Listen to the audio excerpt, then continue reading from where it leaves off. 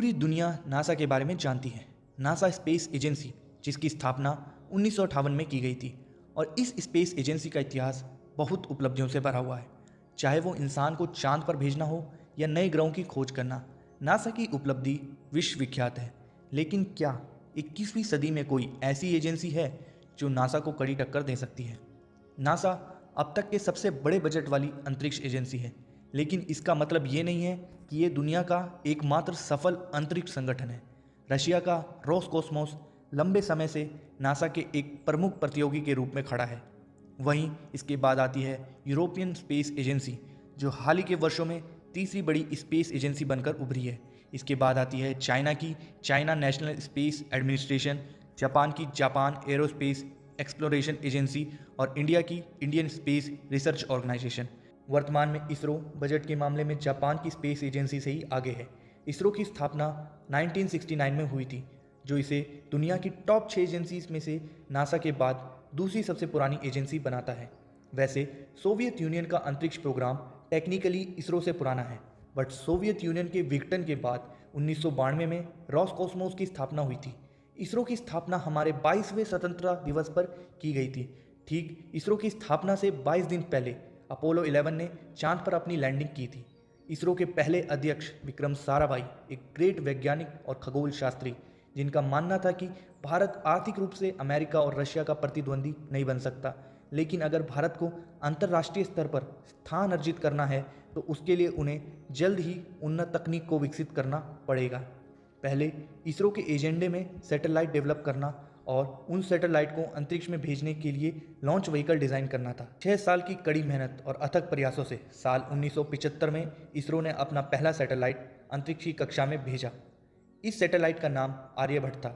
इसे उस समय USSR, जो वर्तमान में रशिया है, की मदद से लॉन्च किया गया था।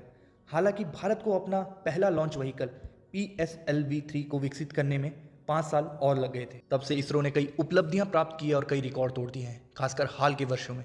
2014 में हमारा मंगलयान सफलतापूर्वक मंगल की कक्षा में पहुंचा, जिसने इसरो को नासा, सोवियत और ESA के बाद चौथी ऐसी एजेंसी बना दिया जिसने अपने ऑर्बिटर को मार्स की कक्षा में स्थापित किया। इसरो एकमात्र ऐसा संस्थान है जिसने पहले प्रयास में ये उपलब्धि हासिल की। हालांकि चीन ने भी अपना यिंगहुओ प्रोब मंगल पर भेजने का प्रयास किया, पर बड़े बजट के बावजूद ये चाइनीज़ ऑर्बिटर मंगल पर जाने की बात तो दूर, पृथ्वी की कक्षा तक पहुंचने में भी विफल रहा।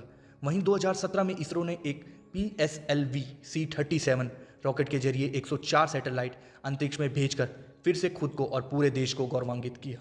हालांकि इसरो ने भी थोड़ी विफलता का सामना किया। विक्रम लैंडर का चांद पर दुर्घटनाग्रस्त होना, चंद्रयान मिशन निर्धारित समय से थोड़ा पहले खत्म हो जाना, तब भी इसरो की सफलता दर और अंतरिक्ष एजेंसीज की तुलना में कहीं ज़्यादा है। इसरो अमेरिका और रशिया की एजेंसीज से सीधे कम्पीट करने की कोशिश नहीं कर रहा है, क्योंकि इसरो का बजट सभी प्रमुख एजेंसीज की तुलना में काफ़ी कम है। इसरो ने हमेशा कॉस्ट इफेक्टिव और एफिशिएंट होने को प्राथमिकता दी है और ये सुनिश्चित किया है कि जितना संभव हो उतना कम गलतियों के साथ हम अंतरिक्ष की गहराइयों में धीरे धीरे आगे बढ़ें। ऐसा लग सकता है कि इसरो की पैसा बचाने की कोशिश अंतरिक्ष की खोज के विपरीत है, लेकिन इसके परिणाम नजर आने लगे हैं। अब इसरो ने प्राइवेट फर्म्स के साथ काम करना शुरू कर दिया है, जिसने इसरो को स्पेस स्टार्टअप्स के बीच अमेरिका और यूरोपियन एजेंसीज की तुलना में एक सस्ते व बेहतर विकल्प के रूप में प्रस्तुत किया है। स्टार्टअप आते और जाते रहेंगे और घटते बढ़ते रहेंगे।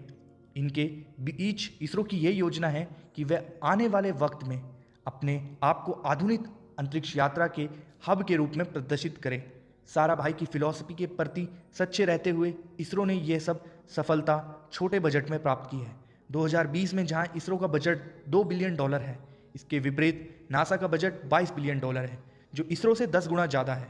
इसका मतलब ये नहीं कि नासा का तरीका गलत है, पर जब बात स्पेस ट्रैवल की आती है, नासा अभी भी बहुत आगे है।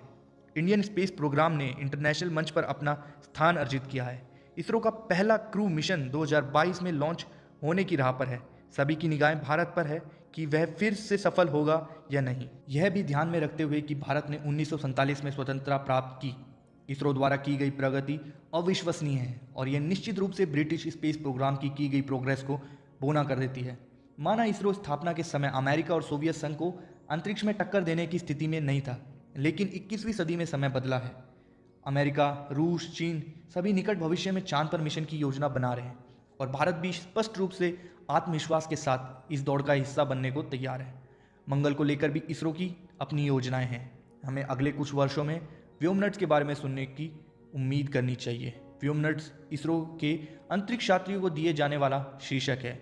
यही नहीं, 2030 तक इसरो की योजना है कि वो अपना अंतरिक्ष स्टेशन अंतरिक्ष में स्थापित करेगा। 2022 का गगनयान मिशन भारत के अंतरिक्ष यात्री या व्योमनट्स को अंतरिक्ष में ले जाएगा, जहां वो 5 से 7 दिन तक अंतरिक्ष में रहेंगे और उसके बाद सुरक्षित धरती पर आएंगे। व्योमनट्स ये वो लोग होंगे जिन्हें देश के ब्रह्मांड संबंधी सपनों को वास्तविकता में बदलने का काम सौंपा जाएगा। धीरे ही सही पर भारत स्पेस सुपर पावर बनने की ओर अग्रसर है। सो आप क्या सोचते हैं, हमें कमेंट्स में ज़रूर बताएं। और आई होप आपको ये वीडियो पसंद आया होगा। ऐसे ही एक्साइटिंग वीडियोज़ के लिए बने रहे हमारे साथ।